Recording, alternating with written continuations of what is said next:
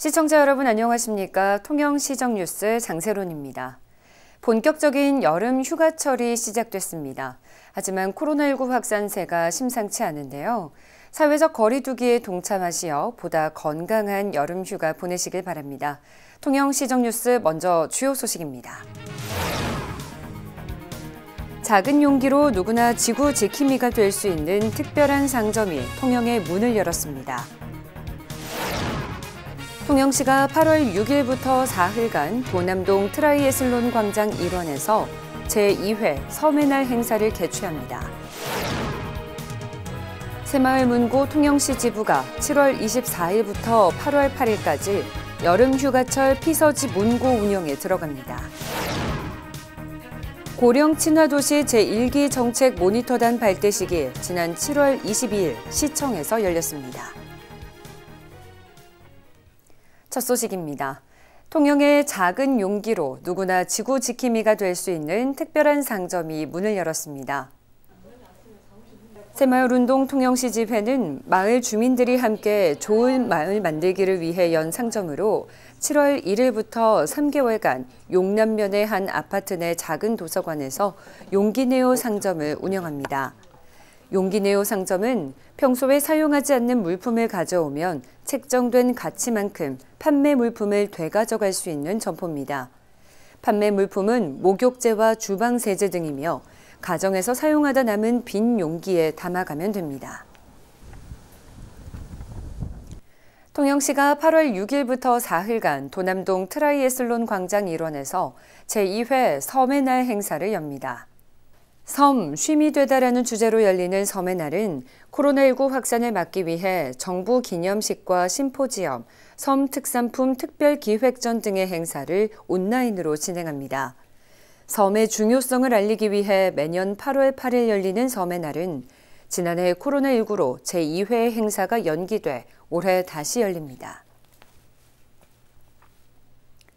새마을 문고 통영시 지부가 지난 7월 24일부터 8월 8일까지 여름 휴가철 피서지 문고를 운영합니다. 통영 여객선 터미널에서 신간도서와 통영 관련 서적 등 500여 권을 피서객에게 제공하고 코로나19 확산 방지를 위해 무인 대여 서비스로 운영됩니다. 또 50여 명의 문고 지도자들이 교대로 시설 전체를 소독하고 반납된 도서에 대한 개별 소독도 함께 진행됩니다. 통영시는 지난 7월 22일 시청에서 고령 친화도시 제1기 정책 모니터단 발대식을 열었습니다. 이날 발대식에는 강석주 시장과 18명의 정책 모니터단이 참석했으며 고령 사회에 대비하고 모든 세대가 행복도시 통영 만들기에 힘을 모을 것을 다짐했습니다. 정책 모니터단은 WHO가 제시한 8대 분야 70개 사업을 모니터링하고 노인을 위한 다양한 정책을 제안하게 됩니다. 통영시는 정기 간담회 등을 통해 정책 아이디어를 공유할 계획입니다. 통영 누리보듬 환경봉사단은 지난 7월 19일 지역 내 경로당과 주거 취약계층을 대상으로 시설 수리와 환경 정비 활동을 실시했습니다. 봉사단은 코로나19로 운영이 중단됐다 재개방한 경로당의 노후 블라인드 교체 등 불편사항을 점검했으며 보육원 퇴소 후 자립을 준비하고 있는 20대 청년 가구를 방문해 도배와 청소 등 주거 환경 정비를 마쳤습니다. 통영시 치매안심센터가 아름다운 가게 통영중앙점을 치매 극복 선도단체로 지정하고 현판식을 가졌습니다. 치매 극복 선도단체는 다양한 사회 구성원이 동참해 치매 환자와 가족이 안심하고 생활할 수 있는 치매 친화적인 환경을 조성하는 역할을 담당하게 됩니다. 통영시 치매안심센터는 앞으로 치매 극복 선도단체 구성원들에게 다양한 양성 교육을 진행해 치매 파트너로서의 재능을 발휘하도록 할 계획입니다.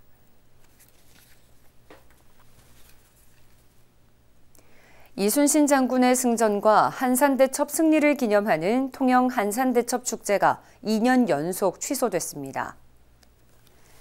통영시는 코로나19 지역 확산을 막기 위해 8월에 개최하려던 제60회 한산대첩 축제를 지난해에 이어 2년 연속 취소한다고 밝혔습니다. 다만 한산대첩 승전일인 8월 14일 충무공 이순신 장군의 위패를 모신 축렬사에서는 축제 취소를 알리는 고유제가 열립니다. 통영시가 지난 7월 19일부터 9월 말까지 반려견 자진신고 기간을 운영합니다. 등록 대상은 반려 목적으로 기르는 2개월 이상의 반려견으로 내장형 무선 식별 장치를 이용하면 최대 3만 원의 등록비를 지원받을 수 있습니다. 통영시는 반려견을 등록하지 않으면 100만 원 이하의 과태료가 부과되는데 자진신고 기간에 등록하거나 변경 정보를 신고하면 과태료 면제 혜택을 줄 예정입니다. 통영시가 코로나19로 어려움을 겪고 있는 문화예술인을 위해 활동 지원비를 지급합니다. 지원 대상은 통영에 주소를 둔 예술활동 증명이 있는 예술인으로 1인당 50만 원의 활동비가 지급됩니다. 다만 지난 2월 활동 지원비를 받은 예술인과 정부 3, 4차 재난지원금 수급자 등은 제외됩니다. 다음은 사진으로 보는 우리 지역 소식입니다.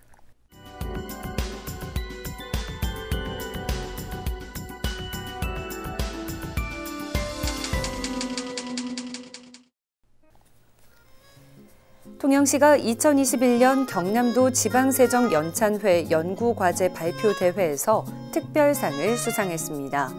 이번 수상으로 통영시는 6년 연속 수상의 영예를 안았습니다.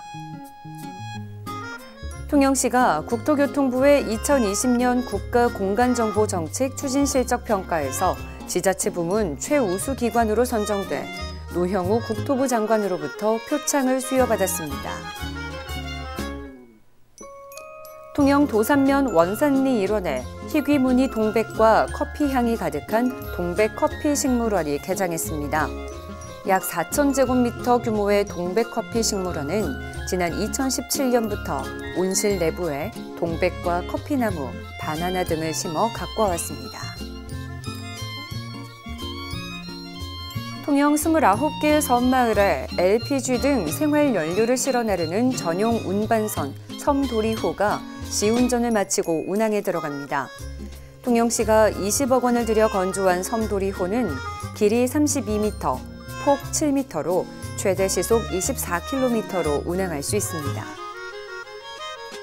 통영시는 지난 12일부터 13일까지 이틀간 관내 2개 사설동물보호소 내 동물학대가 의심스러운 반려견 85마리를 구조했습니다.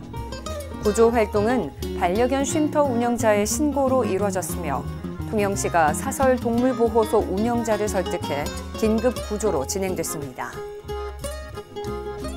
통영시가 제51회 경남도 공예품 대전심사에서 시군 단체상 부문에서 우수상을 수상했습니다. 시는 목칠과 섬유, 도자 등의 분야에서 300여 점을 출품해 92점의 작품이 선정돼 지역 공예품의 우수성을 알렸습니다. 이상으로 통영시정 뉴스를 마칩니다. 시청해주신 여러분 고맙습니다.